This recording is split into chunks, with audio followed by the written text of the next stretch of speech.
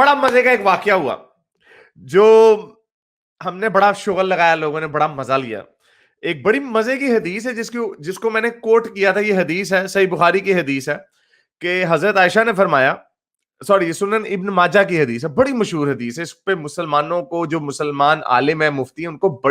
بیچاروں کو بڑی شرمندگی کا اٹھانا پڑتا ہے. اس حدیث میں لکھا ہوا ہے, جو سلفی جو ہیں, سلفی لوگ, وہ تو اس کو مانتے ہی مانتے ہیں, کیونکہ سلفی ہر حدیث کو مانتے ہیں سچا, حسن اور صحیح حدیث کو سچا مانتے ہیں. اچھا جی, تو اس میں حضرت عائشہ نے فرمایا کہ ایک آیت جس میں رجم کی سزا تھی, جو زنا کرتے ہیں ان کو پتھر مار مار کے مار دو, وہ, اور بریسٹ فیڈ کی, یعنی ایک ایڈلٹ کو, یہ لکھا ہوا ایڈلٹ یعنی ایک جوان آدمی کو اپنی چھاتی سے دودھ پلانے والی قرآن کی آیت, یعنی دو آیتیں, چھاتی سے دودھ پلا کے اس کو اپنا منہ پہلا دودھ پلایا بیٹا بنانے کے لیے, اور رجم کی سزا والی جو آیتیں تھیں دو, وہ ایک صفحے کے اوپر لکھی ہوئی تھی اور حضرت عائشہ کے تکیے کے نیچے تھیں. تو جب حضرت محمد دنیا سے کوچ فرما گئے اپنے اللہ میں خالق حقیقی سے جا ملے, جب وہ خیبر کے موقع پہ یہودی نے زہر دیا, اس کا زہر کا اثر پا گئے اور اللہ میاں نے ان کی مدد نہیں کی, تو اس وقت حضرت عائشہ اور سارے رشتہ دار جو تھے ان میں بزی تھے حضرت محمد کی عیادت کے لیے. تو ایک بکری آئی, بھیڑ آئی, بھیڑ, اور وہ آیتیں کھا گئی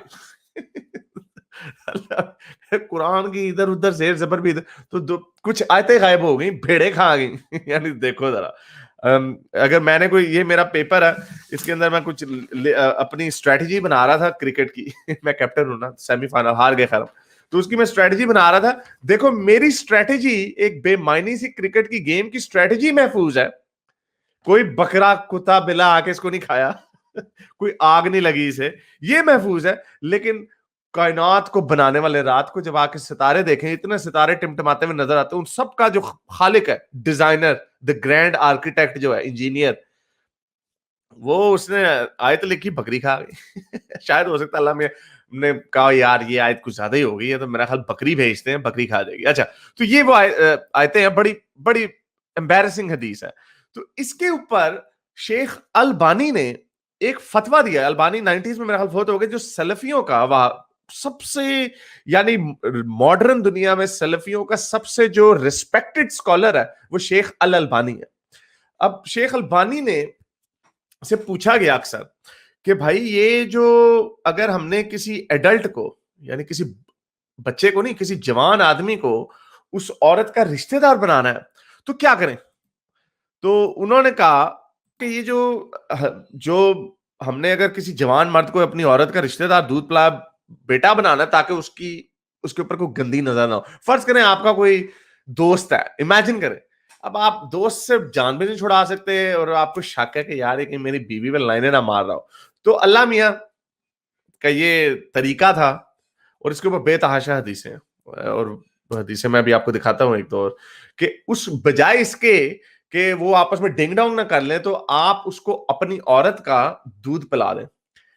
تو بہرحال یہ طریقہ تھا یعنی جیسے دودھ پینے کے بعد وہ کہے گا اچھا آپ نہیں, آپ نہیں تو اب تو اس کے ذہن میں اور چھوی آ جائے گی. اچھا, تو وہ شیخ البانی کا, اس نے محمد حجاب نے فتویٰ جاری کیا, ٹویٹر پہ چڑھایا. اس میں شیخ البانی سے پوچھا گیا کہ شیخ صاحب یہ کیا ڈائریکٹ منہ لگا کے نپل کے ساتھ دودھ پیئیں گے یا کپ میں نکال کے کریں گے؟ تو شیخ البانی نے کہا کہ اس کے اوپر کوئی واضح بات نہیں ہے, لیکن مجھے اس پہ کوئی اعتراض نہیں کہ منہ لگا کے مجھے شرم آ رہی. یہ آپ کے شیخ البانی کی جب فوٹو تو آپ کو دکھایا. تو اب وہ فتویٰ انہوں نے, شیخ البانی نے دیا کہ کوئی بات نہیں, 30 سال کا بندہ, آپ کی بیوی, آپ کو اس پہ شک ہے, اگر آپ نے اس کو اپنا دودھ پلایا بیٹا بنانا, تو اس کو اپنی بیوی کا دودھ پلا دو منہ لگا کے, ڈائریکٹلی نپل کے ساتھ. تو محمد, بڑا عجیب سا فتویٰ, اور یہ اس فتوے کے اوپر بڑا کرٹیسزم کیا گیا ہے. اور خیر میں نے آپ کو جیسے بتایا کہ اس میں کیسے, وہ اس کی وجہ کیا ہے کہ شیخ البانی کو یہ فتویٰ کیوں دینا پڑا. اس لیے بہت سارے مسلمان کہتے ہیں نہیں اس کو ویسے اپنے چھاتی سے دودھ نکال کے نا کپ میں ڈال کے پھر پلا دو, کپ میں ڈال کے, حالانکہ جو عربی میں لکھا گیا اس میں کپ میں ڈالنے کا کوئی ایسا واقعہ نہیں ہے. تو محمد حجاب کو یہ بڑا برا لگا فتویٰ. تو محمد حجاب نے, جو ایک بندہ اس کی سپورٹ میں کہہ رہا تھا کہ بھائی یہ فتویٰ لیگل ہے, آپ نے اگر دودھ پلانا ہے چھاتی سے کوئی بات نہیں. تو محمد حجاب نے غصے میں آ کے کہا کہ اچھا تو کیا میں تمہاری بیگم کی چھاتی سے بھی چوس چوس کے دودھ نکال سکتا ہوں تاکہ وہ میرا محرم بن جائے, تاکہ میں اس کا محرم بن جاؤں. تو یہ ایک بھائی ہیں ابو نور, انہوں نے کہا یہ کس قسم کی بکواس تم کر رہے ہو, تمہیں شرم آنی چاہیے محمد. پھر محمد حجاب نے کہا اس میں کیا غلط بات ہے بھائی, اگر یہ حلال ہے تو کیا ہے اس میں. تو محمد حجاب نے وہی بات کی, اور یہ ہمیشہ اسی طرح ہوتا ہے جیسے اگر ہم آپ کو کہیں نا عورتوں کے پاس اپنی مرضی ہونی چاہیے, انہوں نے کس سے شادی کرنی, انہوں نے اپنی زندگی کیسے. تو یہ جو تھڑے والے لوگ ہوتے ہیں اس طرح کے چپن کناتی قسم کے لوگ, یہ آگے تو اچھا تو میں تمہاری بہن کے ساتھ سو جاؤں, پھر جیسے تمہیں یعنی اگر میری بہن نے کسی کے ساتھ سونا بھی ہے تو تیرے ساتھ ہی سونا بھائی, یہی تو ہم کہہ رہے ہیں اس کی مرضی ہے, اگر وہ تمہاری جیسی شکل اور جیسی تمہاری کرتوت ہے وہ نہیں سوئے گی, کوئی عورت تمہارے ساتھ نہیں سوئے گی.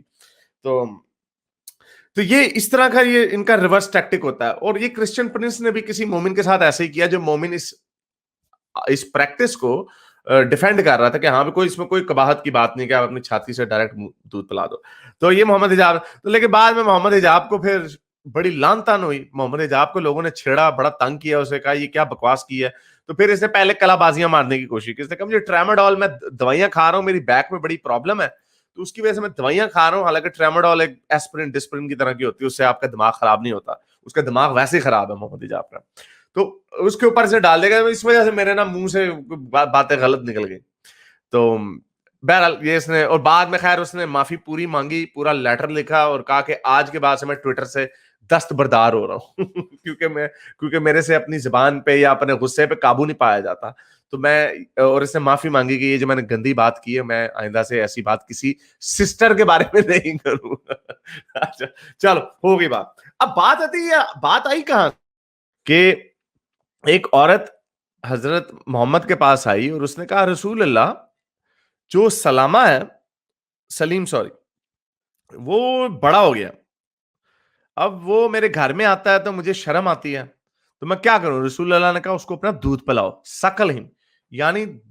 کہیں نہیں کہا کپ میں ڈال کے پلاؤ, نہیں, عربی میں جو اس کا ٹرانسلیشن بنتی ہے وہ سکل ہی, وہی ورڈ یوز ہوتا ہے جو بچے کے لیے ہوتا ہے کہ بچہ اپنی ماں کا دودھ پیے, تو وہ سکل ہم کا ورڈ اس میں ہے, ٹرانسلیشن ہے. تو اس نے کہا, اس عورت کو شرم آ گئی بیچاری کو,